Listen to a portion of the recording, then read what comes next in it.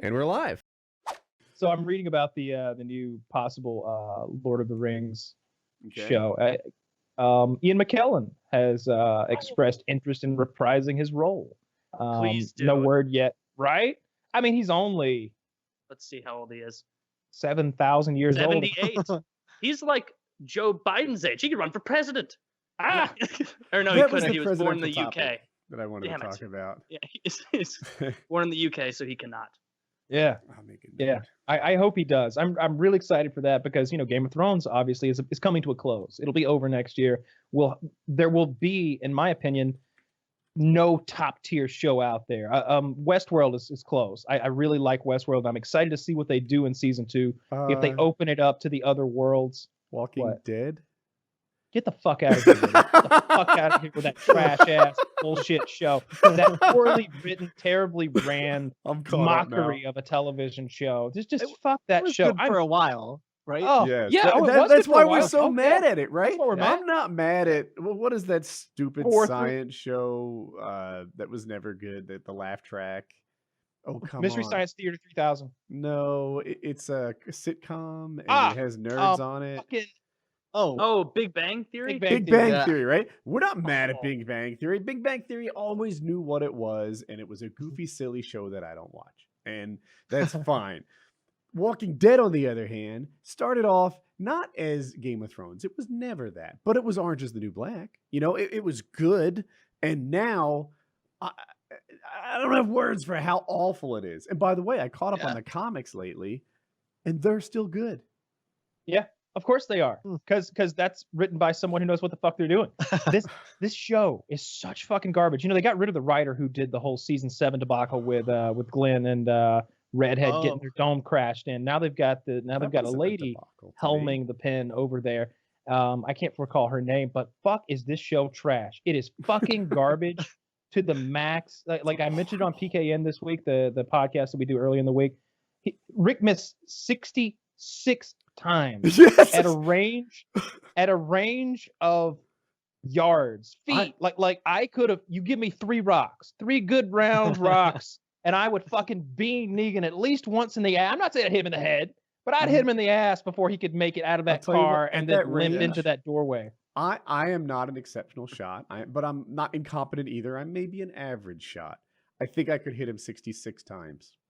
Yeah, at least 20 or 30 times. Well, he's like dumping an entire AK-47 magazine, unloading, reloading, fucking empty another one, gets out his old trusty revolver that he's got plenty of practice with. Maybe you could excuse him missing. Oh God, this AK. But no, he gets out his old, fucking Colt Python. Misses 6 more times in a room with the man. Saved his life multiple times. There's another thing, and then he's at the bottom of the stairs. The other guy's at the top of the stairs, and he misses him with a hatchet.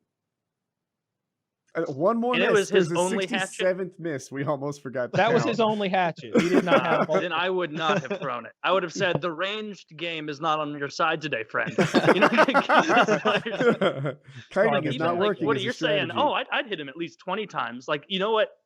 Anyone could do is hit him at least once. Mm-hmm. Give someone an AK with 2 magazines, and like someone who's never fired a gun before, they'll scare themselves, but they'll hit him once. I mean, on the run and stuff like that, I'm sure I'd get some misses in, but I'd hit him for sure. It was silly. It was silly. It was like, when you go to the circus and they throw the knives, they do the outline of the person. Yeah, that's how it went down. They just shot all over everywhere but him. And all right, let's push the drama another week down the road. Let's kick the can a little bit more. Try to. And meanwhile, the viewership is down to like season 2 levels, which is the worst season.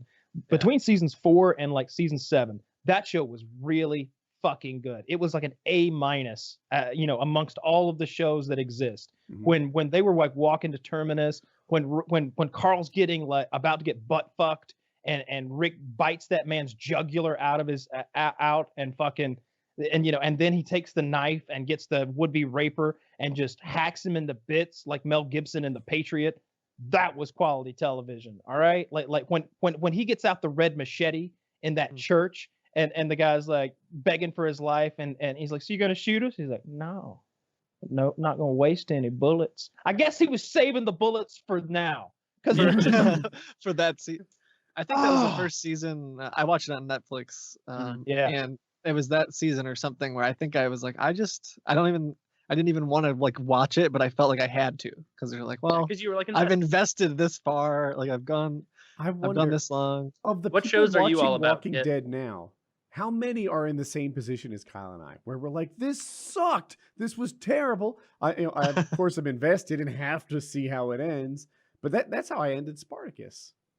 Oh, for sure. I That's can't believe true. you. Yeah, After the guy Spartacus died, sucked at the the guy end. got non-Hodgkin's lymphoma and like died and like too before bad. they could do anything.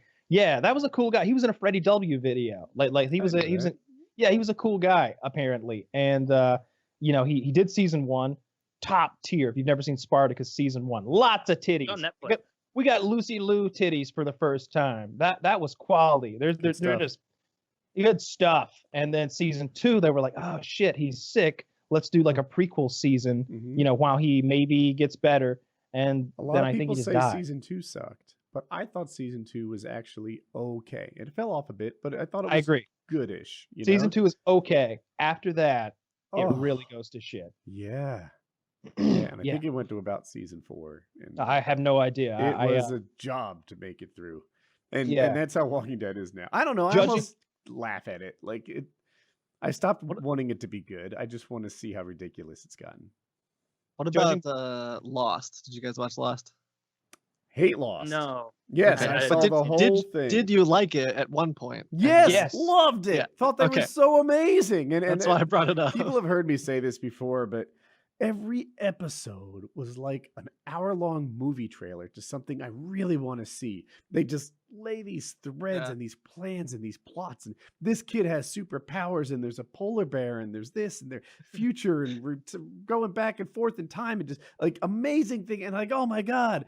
And then when it ended and they didn't tie together any of those loose ends, I mean, the whole thing existed in the fat guy's head because he was like a psychiatric patient, and the whole thing was Walt's doing because he was a superpowered kid, and then the outsiders, and it just all these things, none of them. They were just. You know what it reminded me of? You ever see Michael Scott giving the speech in the office at the at Lois's or at the wedding, at Phyllis's wedding? He's like, the first part of a speech is the most important part. So I like to try 3 or 4. He does like 3 or 4 introductions. I'm Michael Scott. Joke or Webster's something. dictionary defines wedding as the fusing of 2 metals with a hot torch. It's like, no, that's welding. I'm Michael Scott.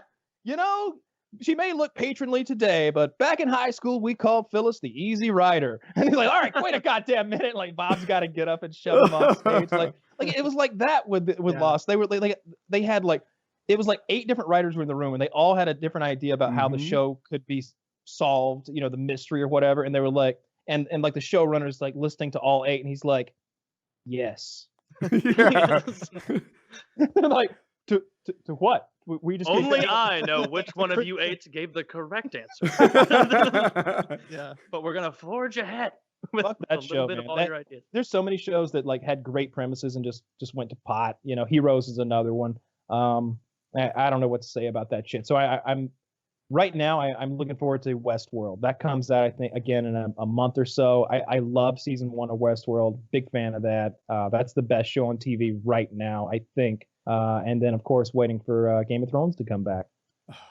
What about Battlestar Galactica? Love it. Ooh, It's like top 10 TV shows of all time for me. Okay. Huge Okay, fan. good. That's probably my Incredible favorite. writing, great character development.